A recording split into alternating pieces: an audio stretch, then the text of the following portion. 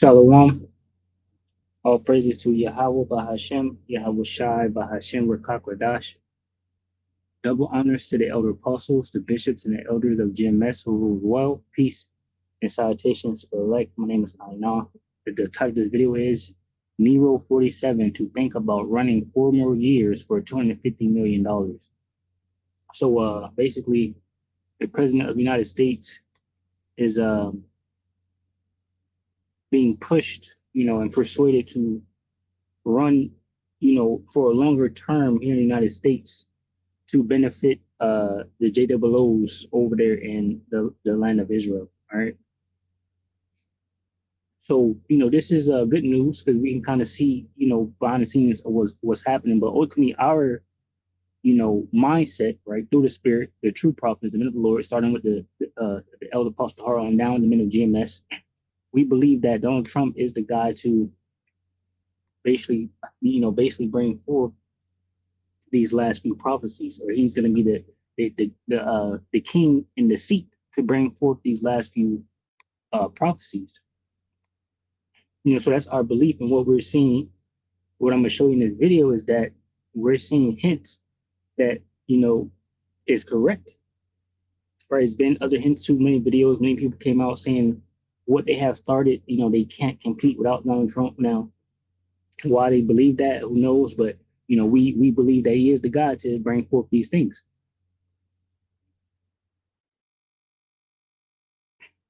And so I'll grab this, Isaiah 19:1. It says, "The burden of Egypt, behold, the Lord Yahweh, Bahashem Yahweh Shai, rideth upon a swift cloud, and shall come into Egypt, and the idols of Egypt shall be moved at his presence, and the heart of Egypt shall melt in the midst of it." Now it's talking about America here, right? It says, "And I will set the Egyptian against the Egyptian." So this is the American against American. And what you can see and what's happening is that Donald Trump is moving on behalf of the JWOs. Pretty much everything he does and do is for the money that these devils give him.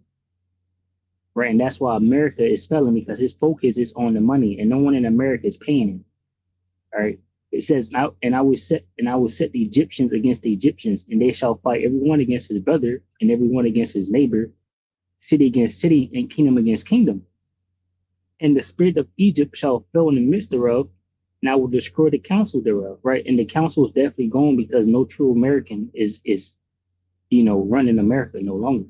We have people outside of America running America, so they don't understand things like the Constitution or even how America really operates. Because for one, they're rich, they're wealthy individuals, so they don't go through, day-to-day life.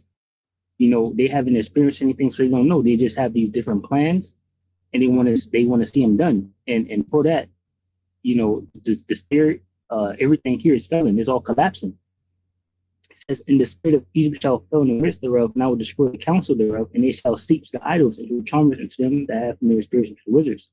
So they're, behind the scenes, doing these different rituals, right? To bring forth some type of bomb, right, which is like a healing ointment for their destruction, because there's a lot happening all around the world, and that's why they need Trump. They believe they need Trump to continue to run to bring forth this type of peace and safety that they want. It says, "And the Egyptian will I give over into the hand of a cruel Lord, and a fierce king shall rule over them, saith the Lord Yahweh, Bashmi Lord of hosts." Right. And that fierce king is Donald Trump. And, he's always been a wild type of individual. You can see from his posts and, the different things that he has done and said, just wild statements. Some of them being, he could go out and kill a person in the middle of the street and still be president, grab her by the pussy, many different things. And now we have this Epstein list, right, out, and Donald Trump is all over it, and he's screaming like hell to, not allow that thing to be put out. And the people that did it to him is these JWOs also. So there's a lot going on behind the scenes regarding these JWOs, right? The people, the tiny hats, the small hats, right? The cosplayers over in the land of Israel, right? Let me get it. It's Jeremiah 50. because we can see that these are the people that's pushing forth these different decrees and telling Trump what to do, and ultimately we know for a surety that he's gonna go out there and be dragged into this war for them for how hard he's doing for them now, right here in America, the different decrees that's going forth. Right, Jeremiah 50:45, it says, "Therefore hear ye the counsel of the Lord Yahweh Bashmiawashai, that he have taken against Babylon, and his purposes that he have proposed against the land of the Chaldeans." It says, "Surely the least of the flock," now this goes to 1948ers, right? The least of the flock, the smallest, the people, the smallest area, they were the last set up, right? You got America, and then the 1948ers became a state, you know. To the last, you see what it says youngest, in the definition here, right? It was just set up last. They're the least of the flock. They're the youngest. The least. I thought it was together. Let me see. It says little and significant, young, little and significant, young, youngest, younger, right? So these 1948ers was pretty much the last thing that America, and the system set up, right? The state of Israel. It says, "Surely the least of the flock shall draw them out. Surely shall make their habitation desolate with them." And this is definitely going to happen. We can already see it happen. There's a lot of these 1948ers, set up in different, countries, Ukraine, right? Different people put in place by Israel in America, and we've seen that America was dragged out over there with this Ukraine situation because Ukraine is operating American equipment. You need American personnel there, NATO personnel, whatnot. We see that Israel made America bomb, Iran. And ultimately, we see that Israel is, causing this dude to go against the Constitution, right, and not care about here in America, pretty much. So we'll watch some of this, and I don't know if I'll get any more precepts, but play about 5-6 minutes of this. I don't know. We'll see. But it's going to show you in this video that these people, these 1948ers, are pushing for Trump to continue to run, right? And we're at the end of the rope here, right? We're at the end of this thing where these prophecies are about to be unleashed, right? We already have Jacob trouble here. World War III, of course, is brewing, right? Nations are being gathered for battle, where everyone is preparing. Jacob trouble is going to intensify, and this MOTB might be right around the corner. 2026, might be when they implement it. We already see the rise of false prophets. They come with all these crazy ass doctrines, right? We got to tackle, right? And people keep asking about the MOTB, like we all making sure everyone's like some of the brothers saying, everyone's picking sides. What side you on? Is the MOTB what we say it is, or it ain't? And a lot of these individuals are siding with the devil, right? Leaning on Esau Edom and his help. So the MOTB is the actual digital micro C-hip that they will implement into your body, right? The RFID. But check this video out where she is trying to offer him $250 million to continue to run, and bypass the Constitution. Her husband, Sheldon, was an amazing guy, and he'd come up to the office, and there was nobody more aggressive than Sheldon. I think I spent more time with him and you, because you usually came up together, but he'd call and say, "Can I come over, please?" I say, "Sheldon, I'm president of the United States." It doesn't work that way anymore. It's like, maybe tomorrow. How about tomorrow? No, please, just for a little while. And he'd always say 10 minutes. It turned out to be about an hour and a half, right? So the president of the United States says no. He says, "I'm coming," and he comes. So who is really running the country? Sheldon Adelson and now Miriam Adelson. Steph was right. That's the first female president of the United States is Miriam Adelson. DD Geopolitics says this clip from tonight's White House Hanukkah dinner is wild and deeply revealing. So you want to see it? This is really tough to watch. But here we go. Miriam Adelson, you want to come up here? Come up here, Miriam. Miriam gave my campaign indirectly and directly 250 million. She was number one. Wow. Whoa. Nothing says ring in the Hanukkah like $250 million. Am I right? Yeah. I like he's telling us who his master is. Yep. Nothing questionable about that. I mean, it's not like Santa wants to occupy the White House, draining all our resources to support the North Pole. Don't mention Santa. It's anti-Semitic. When somebody can give you 250 million, I think that we should give her the opportunity to say hello. And Miriam, make it quick, because 250 million is not what it used to be. Okay? Hello, darling. Come on. Incredible woman with a great husband, a man that loved Israel. Not America. Not America. Not the United States. Well, Mr. President, First of all, is it just me or does she look like Zsa Zsa Gabor was a regular on Friends? That's what she looks like. If Zsa Zsa I Gabor, was going to say she looks like one of the assassins from Matrix 2.